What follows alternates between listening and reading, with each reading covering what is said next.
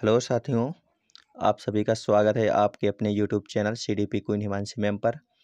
साथियों, आज से हम यूपी टेट और सीटेट के लिए हिंदी प्रैक्टिस क्लास करवाएंगे क्योंकि परीक्षा का टाइम बहुत नज़दीक आ चुका है। इसीलिए अब रोज़ रात 8 बजे से हिंदी की प्रैक्टिस की क्लास होगी, जो कि आपकी परीक्षा की दृष्टि से काफ़ी महत्वपूर्ण रहने वाली है। इसलिए आप लोग यह क्लास रोज़ देखें और अपनी तैयारी की जाँच करें कि आप हिंदी में 40 में से कितने प्रश्न कर पा रहे हैं। तो चलिए शुरू करते हैं अपनी आज की क्लास। पहला क्वेश्चन है, राजभाषा हिंदी का प्रावधान संविधान के किस अनुच्छेद में है? चारों ऑप्शन देख लीजिए आप लोग और जल्दी जल्दी से आंसर कीजिए। फटाफट क्लास करेंगे आज, देखिए जल्दी जल्दी से। राजभाषा हिंदी का प्रावधान संविधान के किस अनुच्छेद में किया गया है? आंसर करिए आप लोग जल्दी जल्दी से इसका। तो इसका आंसर रहेगा आर्टिकल 343, ऑप्शन नंबर बी बिल्कुल सही है। चलते हैं अगले क्वेश्चन पर। भाषा की सार्थक लघुत्तम इकाई है? देखिए, शब्द है, पद है, ध्वनि है या फिर वाक्य है। शब्द, पद, ध्वनि, वाक्य, इन चारों में से भाषा की सार्थक लघुत्तम इकाई है। आंसर अब तक आप लोगों ने कर लिया होगा, फटाफट आंसर कीजिए फटाफट। तो इसका ऑप्शन रहेगा ए, शब्द। चलते हैं अपने तीसरे क्वेश्चन पर। निम्नलिखित में से अल्प प्राण ध्वनियों का समूह है। देखिए ऑप्शन, पहला है का खा चा छा, दूसरा है गा घा जा झा, तीसरा है तादा नापा और चौथा है सभी।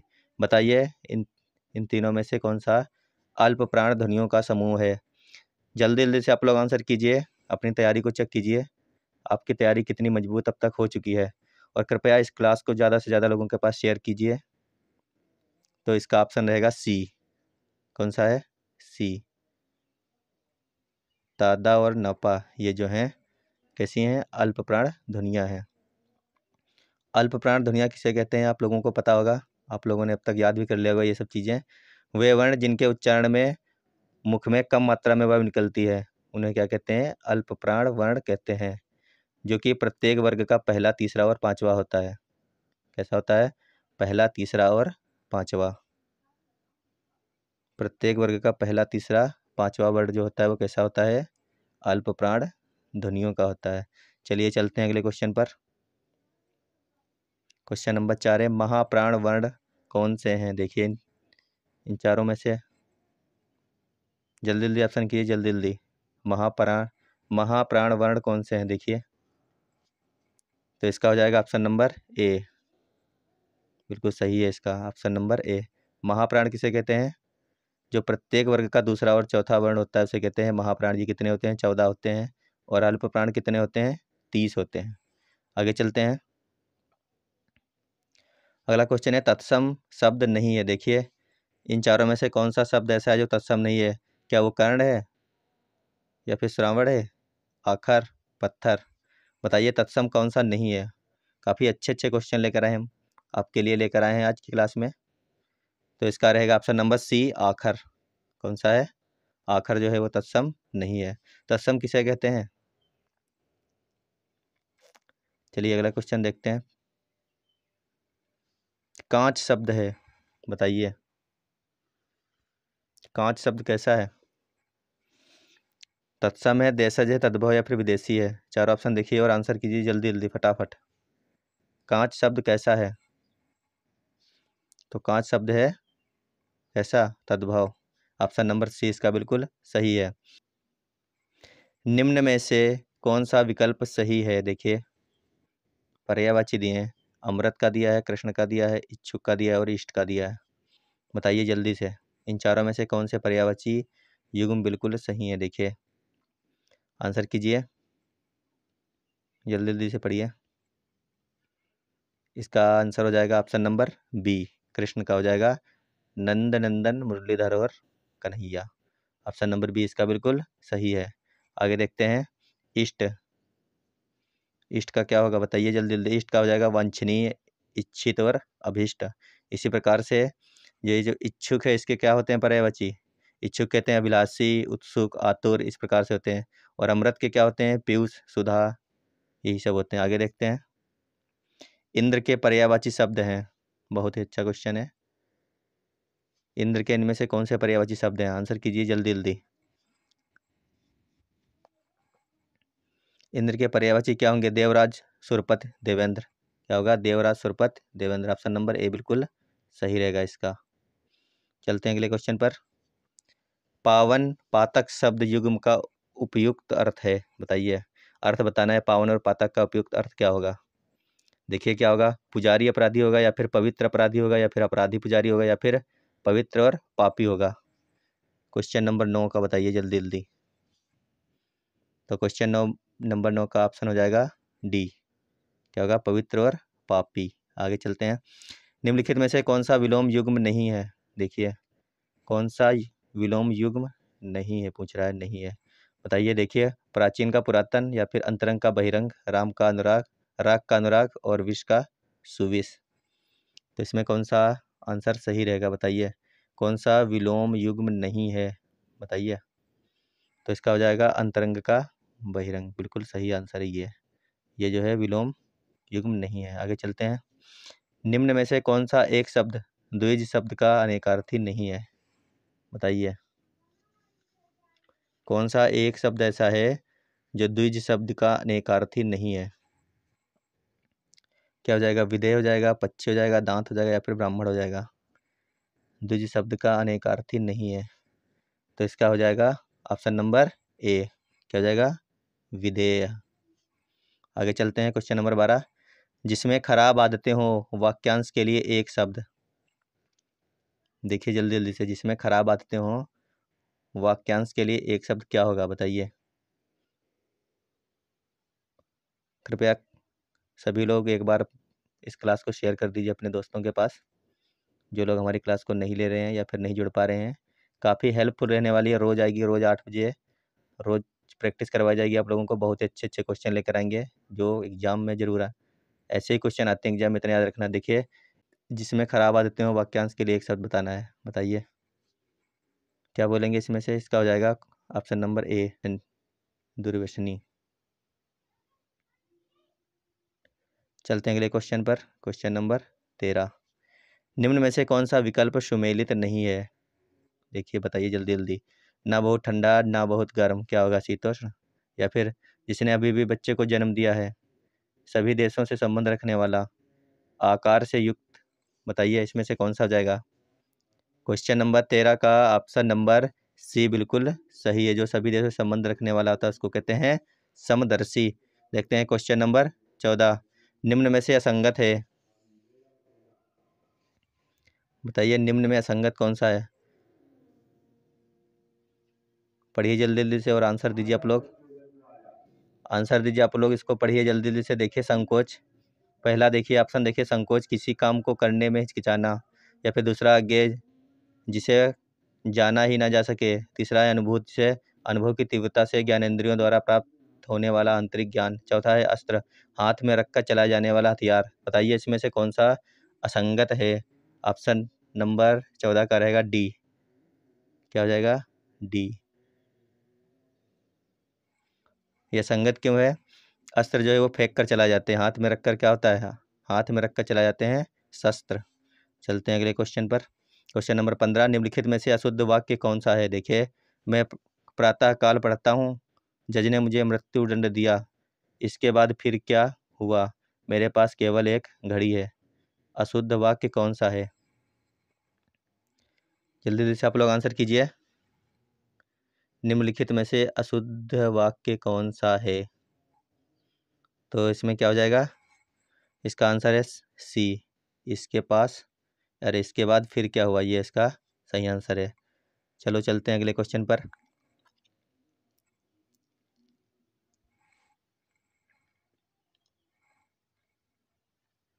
क्वेश्चन नंबर है 16। भगवान का स्त्रीलिंग है। देखिए, भगवान का स्त्रीलिंग क्या होगा, बताइए। भगवती होगा, ज्ञानवती होगा, भगमती होगा, या फिर उपयुक्त सभी हो जाएंगे। आंसर कीजिए आप लोग इसका जल्दी जल्दी से। बहुत ही अच्छे क्वेश्चन है, आंसर कीजिए। तो 16 का हो जाएगा ऑप्शन नंबर ए, भगवती। क्या हो जाएगा? भगवती इसका सही आंसर हो जाएगा। चलते हैं अगले क्वेश्चन पर। निम्न में से किस विकल्प में पुल्लिंग शब्द है? देखिए, सिर, एड़ी, पलक, कमर। क्वेश्चन नंबर 17 का आंसर कीजिए आप लोग जल्दी जल्दी से। निम्न में से किस विकल्प में पुल्लिंग शब्द है? तो इसका हो जाएगा ऑप्शन नंबर ए। सिर जो है कैसा है? पुल्लिंग शब्द है। आगे देखते हैं, निम्न में से बहुवचन है। देखिए, भक्तजन है, लेखक है, गुरु है, युवा है। तो इन चारों में से बहुवचन कौन सा है? आंसर कीजिए, जल्दी से आंसर कीजिए आप लोग। तो 18 का हो जाएगा ऑप्शन नंबर ए, भक्तजन कैसा है? बहुवचन है। कारक के कितने भेद हैं? देखिए, कारक के भेद पूछा गया, कितने? 5, 6, 3, 8। तो कारक के भेद होते हैं कितने? 8 होते हैं। कितने होते हैं? 8 होते हैं। कौन कौन से होते हैं? एक होता है कर्ता, एक होता है कर्म, एक होता है करण, एक होता है संप्रदान, एक होता है अपादान, एक होता है संबंध, एक होता है अधिकरण, एक होता है संबोधन। तो कितने हो गए? 8 होते हैं। कौन कौन से?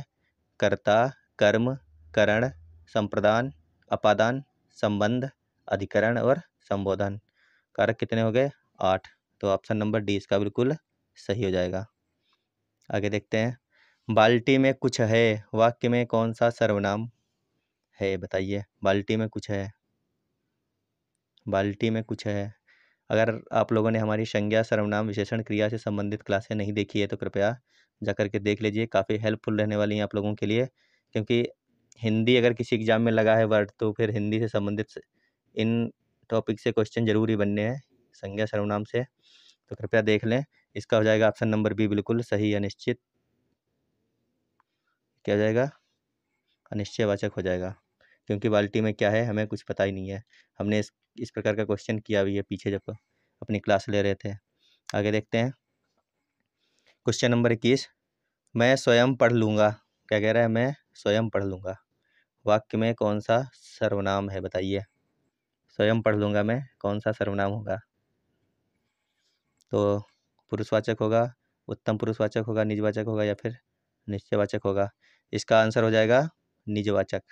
क्या होगा? निजवाचक। ऑप्शन नंबर सी बिल्कुल सही हो जाएगा इसका। चलते हैं अगले क्वेश्चन पर। किस वाक्य में संख्यावाचक विशेषण का प्रयोग हुआ है?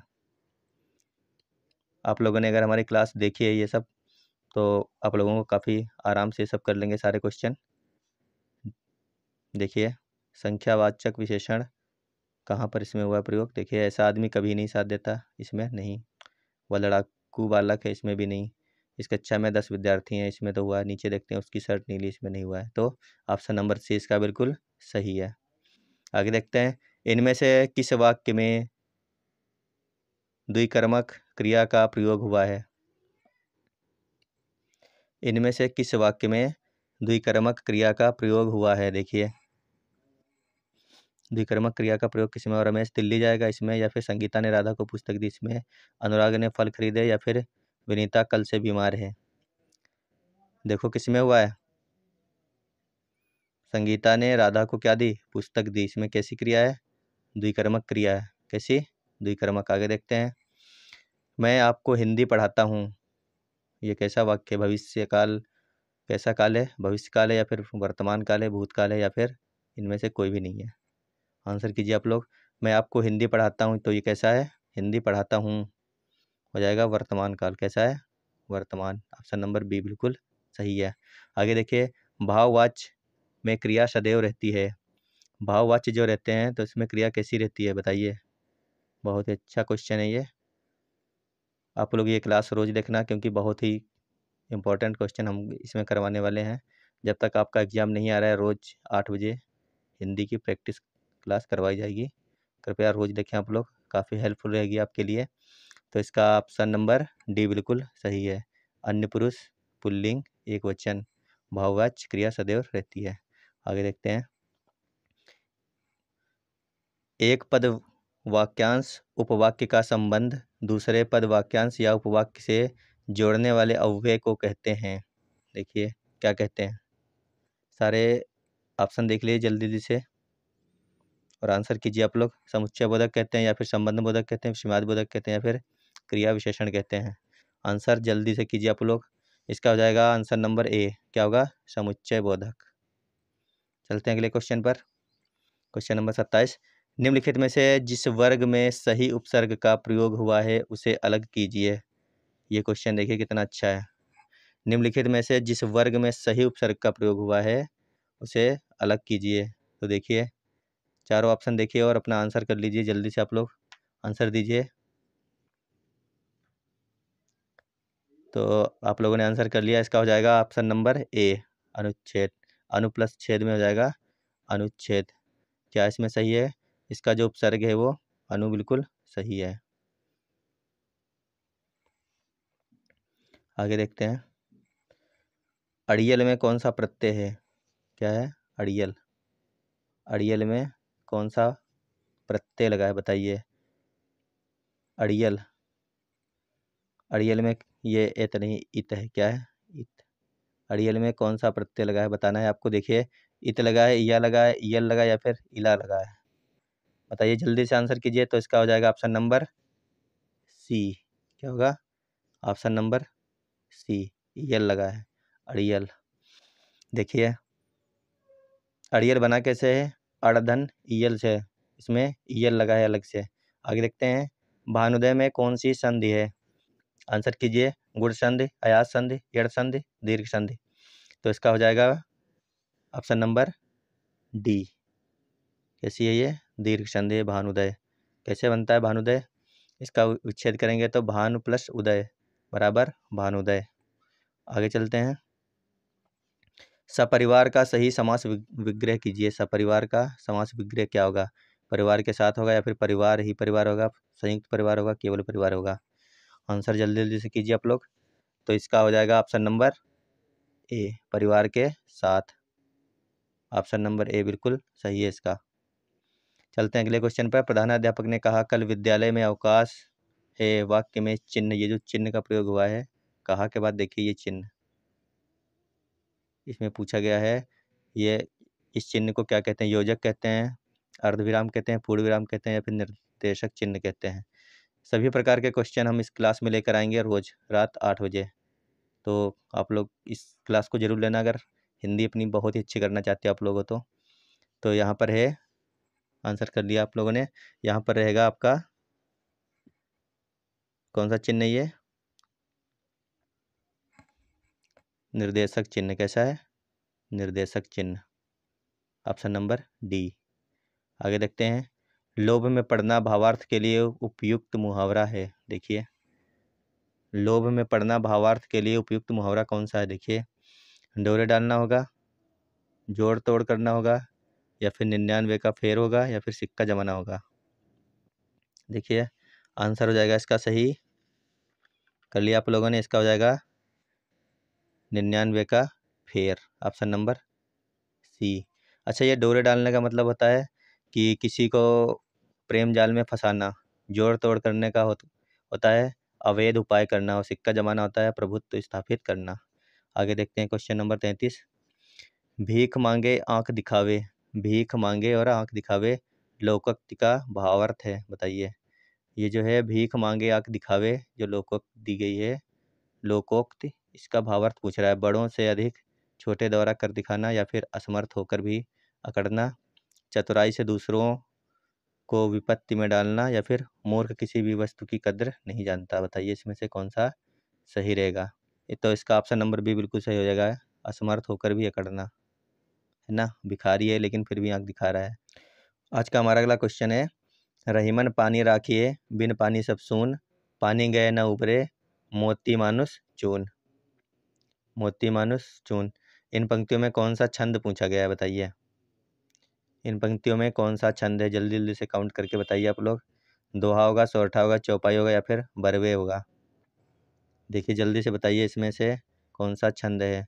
रहीमन पानी राखिए, बहुत ही अच्छा ये दोहा। इसका आंसर है दोहा। क्या है? दोहा। दोहा की पहचान क्या होती है?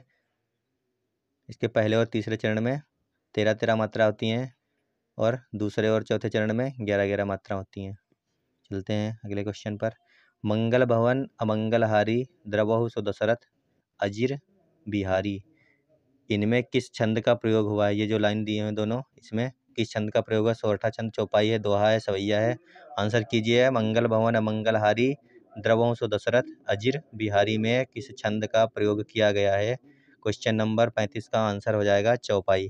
इसका किया गया है चौपाई छंद का प्रयोग किया गया है। बहुत बार ये चौपाई पूछी जाती है।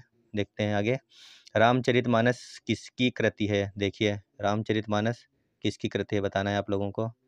बहुत ही अच्छा क्वेश्चन है ये। आंसर है नाभादास, दूसरा है रहीमदास, तीसरा है सूरदास, चौथा है तुलसीदास। तो रामचरितमानस किसकी कृति है? रामचरितमानस कृति है तुलसीदास की। किसकी है? तुलसीदास जी की। और तुलसीदास जी की और कौन सी है? तुलसीदास जी का जन्म हुआ था 1532 ईस्वी में उत्तर प्रदेश के बांदा जनपद के गांव राजापुर में हुआ था। इनकी रचनाएं और भी हैं, जैसे दोहावली है, गीतावली है, कवितावली है, रामचरितमानस हो गई, कृष्ण गीतावली है, विनय पत्रिका, रामलला, जानकी मंगल। इस प्रकार से इनकी ये सारी कृतियाँ या फिर इनकी रचनाएं हैं। आगे देखते हैं। क्वेश्चन नंबर 37 है, निम्न में से आधुनिक मीरा कौन है? बताइए। उषा प्रेमवदा है, महादेवी वर्मा है, मनु भंडारी है, या फिर इनमें से कोई भी नहीं है? तो आधुनिक मीरा, बहुत ही आसान क्वेश्चन। आधुनिक मीरा कहते हैं हम किसको? महादेवी वर्मा को कहते हैं। किसको कहते हैं? महादेवी वर्मा को कहते हैं आधुनिक मीरा। क्वेश्चन नंबर 38 देखते हैं। हरिशंकर परसाई जी की विधा के लिए चर्चित है। हरिशंकर परसाई जी किस विधा के लिए चर्चित हैं? क्या हो जाएगा? किस विधा के लिए चर्चित हैं? किस? हरिशंकर परसाई जी, देखिए आप लोग आंसर कीजिए अपना अपना। हरिशंकर परसाई जी किस विधा के लिए चर्चित हैं? आंसर कर लिया आप लोगों ने। देखिए हम बताते हैं, इसका ऑप्शन नंबर ए बिल्कुल सही है। हास्य व्यंग्य के लिए चर्चित हैं। किसके लिए हैं? हास्य व्यंग्य के लिए चर्चित हैं हरिशंकर प्रसाद जी। हरिशंकर जी की प्रसिद्ध रचनाएं हैं भूत के पांव पीछे, सदाचार का ताबीज, या फिर प्रेमचंद के फटे जूते। इस प्रकार के जो है इनके हास्य व्यंग्य हैं। कौन कौन से हैं? भूत के पांव पीछे, सदाचार का ताबीज, या फिर प्रेमचंद के फटे जूते। आगे देखते हैं। माखनलाल चतुर्वेदी को किस रचना के लिए प्रथम साहित्य अकादमी पुरस्कार मिला? साहित्य अकादमिक पुरस्कार जो है माखनलाल चतुर्वेदी को किस रचना के लिए दिया गया था, ये पूछ रहा है। प्रथम साहित्य अकादमी पुरस्कार। तो आंसर कीजिए आप लोग। देखिए भूत के पांव पीछे हैं, या फिर हिमतरंगिनी है, या फिर विकलांग श्रद्धा का दौर, या फिर इनमें से कोई नहीं। तो इसका हो जाएगा ऑप्शन नंबर ए, हिमतरंगिनी। चलते हैं अगले क्वेश्चन पर। आज का अंतिम क्वेश्चन है, कथा सम्राट किसे कहा जाता है? कथा सम्राट किसे कहा जाता है? आंसर कीजिए। प्रेमचंद होंगे, या फिर जैनेन्द्र कुमार होंगे, अज्ञेय होंगे, या फिर फणीश्वर नाथ होंगे? तो इसका ऑप्शन हो जाएगा, इसका आंसर हो जाएगा ऑप्शन नंबर ए। कथा सम्राट कहते हैं हमें मुंशी प्रेमचंद को। तो दोस्तों अगर आपको हमारी ये क्लास अच्छी लगी है तो कृपया अधिक से अधिक शेयर करें और लाइक कर लें। और अगर आपने हमारे चैनल को सब्सक्राइब नहीं किया तो सब्सक्राइब कर लें। हमारी ये क्लास हिंदी की अब रोज़ आएगी, जब तक आपका एग्ज़ाम नहीं हो रहा है तब तक रोज़ रात को 8 बजे आपको मिलेगी। 40 क्वेश्चन रोज़ रहेंगे इसमें, और बहुत ही अच्छे अच्छे क्वेश्चन रहेंगे। तो क्लास देखने के लिए धन्यवाद। बाय।